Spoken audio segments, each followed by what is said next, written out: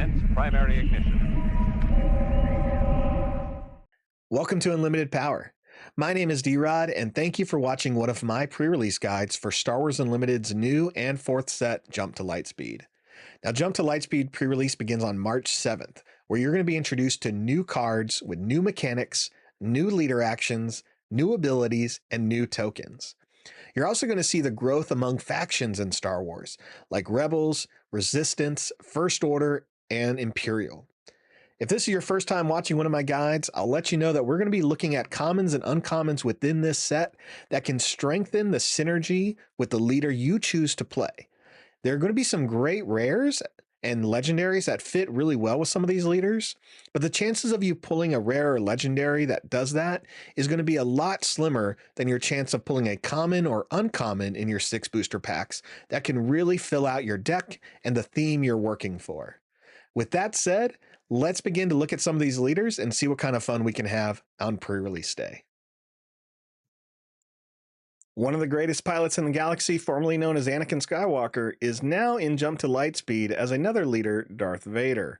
Darth Vader is now command colors, so we are seeing him in green in leadership form. Now, as an action, you can use Vader's ability to exhaust himself, and if you've tacked with a non-token vehicle unit this phase, create a TIE Fighter token.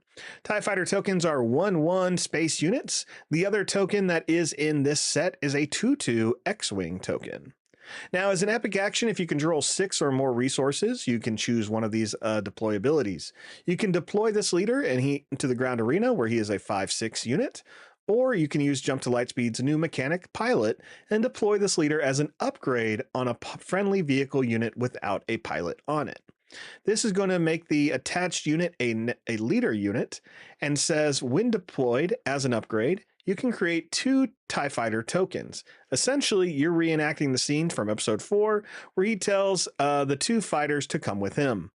Now, that upgraded vehicle is going to get a +5/+5, which is pretty good. Let's go and take a look at what cards can really work with Darth Vader, Victor Squadron Leader.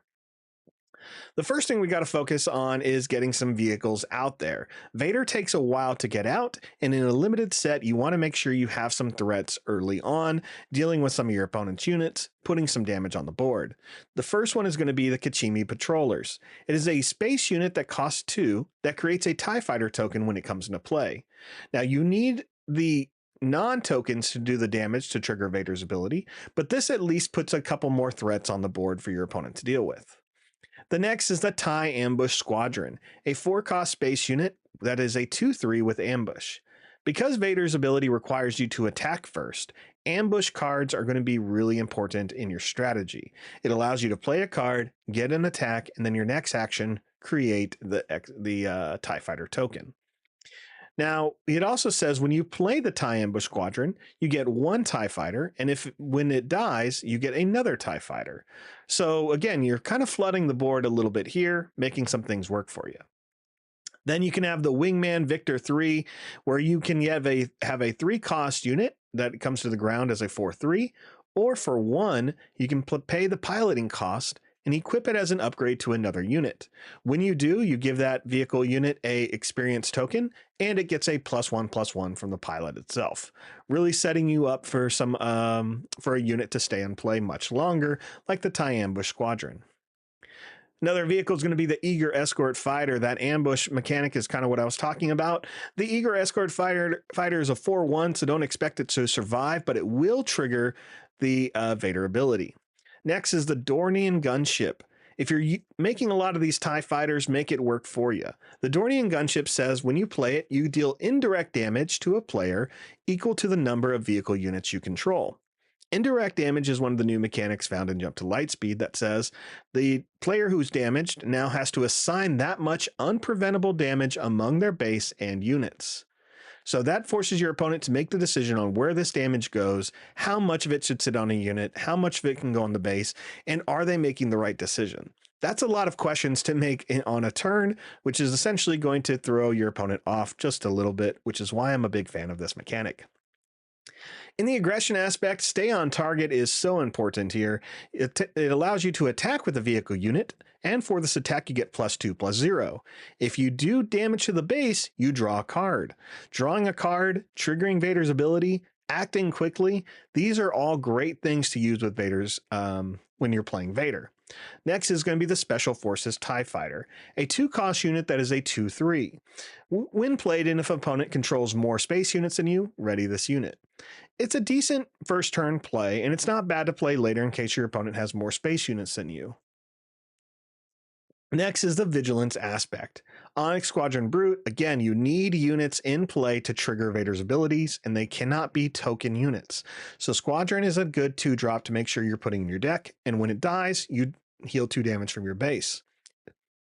Next is the Cloak Star Viper, a 4-cost space unit that is a 3/2 that says when played, give 2 shield tokens to this unit. Like other mechanics, you want to make sure you're getting your attacks off. Getting 2 shields can ensure you're going to get a couple of attacks with a Star Viper, allowing you to continue to trigger Vader's X or TIE Fighter creation every turn. This is something you really want to do. Vader comes out when you have 6 or more resources. If you can get 4 TIE Fighters before that and they stay on the board, you've done something pretty special. Next is the Cunning aspect.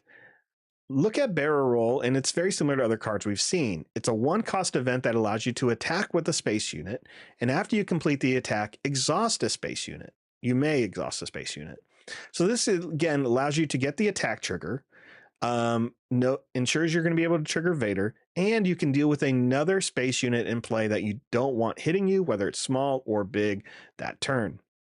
The Corporate Light Cruiser has the ambush mechanic and raid, meaning when you play it for its 6 costs, it comes in as a 4/6 and attacks as a 5/6 if your opponent has a space unit in play. For villains, we're going to recommend the TIE Bomber, another solid 2-cost card that has the indirect mechanic. It's a 0/4, but when it attacks, it's 3 indirect damage going to your opponent. And for 4, you can play the Shuttle ST-149, a space unit that is a 3/4 that comes into play with a shield. And when played and when defeated, you may take control of a token upgrade on a unit and attach it to a different eligible unit. Token upgrades are going to be things like experience counters and shields, some really important stuff that may really make the difference of keeping some of your space units alive, continuing your onslaught of attacks. For the non-aspects, attack run definitely makes the list there, allowing you to attack with 2 units and 1 action. And the retrofitted airspeeder, because it has ambush, it only costs 5, and it has the ability to attack a space unit even though it's in the ground arena. This is my advice when playing Darth Vader at your local pre-release. Let me know how it works for you. What colors did you choose? Did you get a really cool rare or legendary that really assisted you? Was there a unit you were excited to equip Vader on? I hope you have a great time at your sealed events or pre-release for Jump to Lightspeed. Thank you so much for watching. Good luck, and may the Force be with you.